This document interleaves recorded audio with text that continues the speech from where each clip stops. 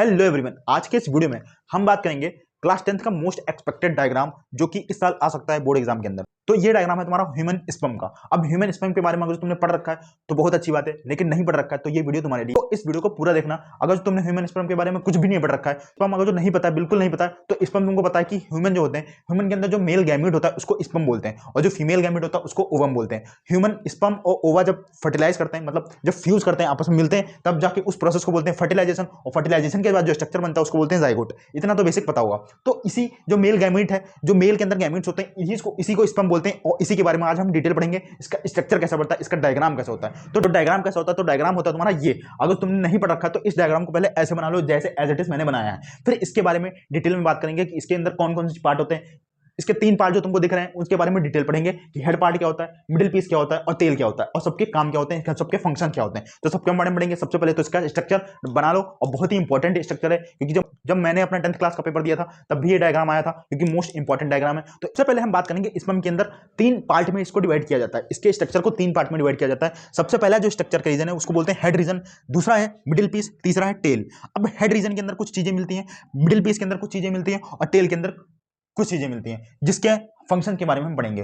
तो हेड, सबसे पहले तो टेल रीजन से स्टार्ट करते हैं, नीचे से स्टार्ट करते हैं फिर ऊपर तक जाएंगे। तो सबसे पहले जो टेल होता है, टेल रीजन होता क्यों है, टेल क्यों होती है। अब किसी की पूंछ क्यों होती है, तो इस स्पर्म के अंदर पूंछ क्यों होती है, तो स्पर्म को आगे मूवमेंट करने के लिए, जो इस ओवा को फर्टिलाइज करने के लिए, ये जो फर्टिलाइजेशन हो रहा है, इस ओवा को फर्टिलाइज करने के लिए, फ्यूज करने के लिए इस स्पर्म को इस ओवा तक पहुंचना है। इस ओवा तक पहुंचने के लिए इसको चलना पड़ेगा। तो इस स्पर्म को चलाने के लिए, मतलब मोटाइल बनाने के लिए जो टेल होती है ये रिस्पॉन्सिबल होती है। तो इस स्पर्म को मोटाइल बनाती है, ये जो टेल होती है स्पर्म को मोटाइल बनाती है, जिससे कि इसकी हेल्प से वो स्पर्म आगे बढ़ पाता है और आगे चल पाता है, आगे मूवमेंट करता है। जैसे सीढ़ियां फ्लैजेला चलते हैं ऐसे आगे चलता रहता है और ये आगे बढ़ पाता है मोटाइल। तो स्पर्म की मोटिलिटी के लिए जो टेल होती है वो रिस्पॉन्सिबल होती है। अब ये आगे बढ़ रहा है तो इसको क्या एनर्जी नहीं चाहिए होगी, आगे बढ़ने के लिए उसको एनर्जी चाहिए होगी। अगर जो तुम भी पढ़ रहे हो तुमको भी पढ़ने के लिए एनर्जी चाहिए होती है। कोई भी बिना एनर्जी के कुछ नहीं कर सकता। तो इसको एनर्जी कौन देगा, तो इसको एनर्जी देने के लिए इसका जो मिडिल पीस होता है वो रिस्पॉन्सिबल होता है। जो मिडिल का पार्ट तुम देख रहे हो ये पार्ट रिस्पॉन्सिबल होता है। क्यों, क्योंकि इसके पार्ट में कई सारे होते हैं माइटोकॉन्ड्रिया। और क्लास 9th में तुमने पढ़ा होगा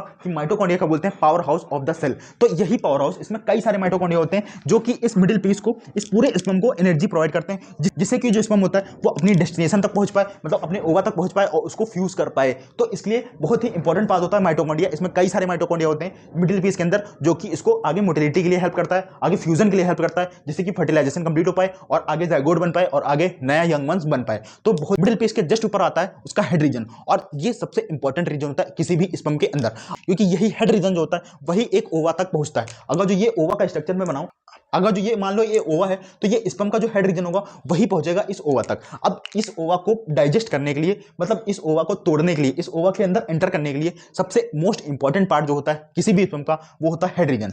हेड रीजन के अंदर 2 चीजें मिलती हैं। एक तो सबसे पहले इसके अंदर मिलता है एक इसका न्यूक्लियस। सबसे पहले जो मोस्ट इंपॉर्टेंट चीज मिलती है उसका न्यूक्लियस, जिसके अंदर इसका डीएनए होता है, जो इन्फॉर्मेशन होती है, जो कि कैसा होता है हैप्लॉइड होता है, एन स्ट्रक्चर होता है हैप्लॉइड, क्योंकि इसके अंदर भी एक न्यूक्लियस होता है जो हैप्लॉइड होता है एन। तभी एन एन जब फ्यूज करते हैं तब जाके जाइगोट बनता है, जो कि कैसा होता है 2n।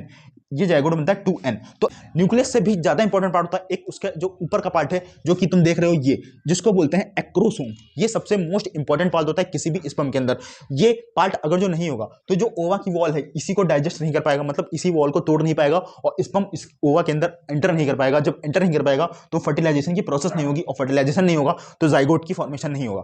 तो इसलिए ये सबसे इंपॉर्टेंट होता है एक्रोसोम।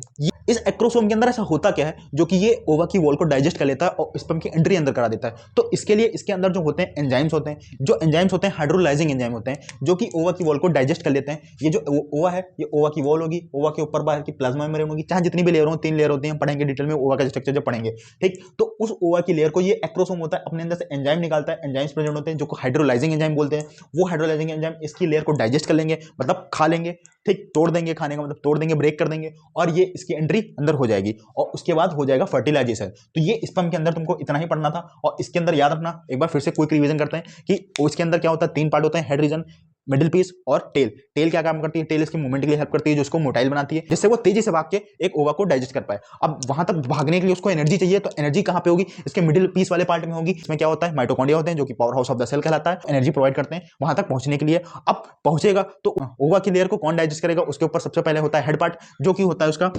जो कि होता है एक्रोसोम, और एक्रोसोम डाइजेस्ट कर देगा ओवा की लेयर को और फ्यूजन हो जाएगा। फ्यूजन करने के बाद सिंपल प्रोसेस हो जाएगी, जिसको जाइगोट बोलेंगे। चैप्टर को अगर जो कंप्लीट बनना है तो कमेंट करना। फिलहाल ये स्ट्रक्चर जरूर पढ़ के जाना। डायग्राम की सीरीज स्टार्ट कर रहा हूं, नेक्स्ट कौन सा डायग्राम चाहिए कमेंट जरूर बताओ।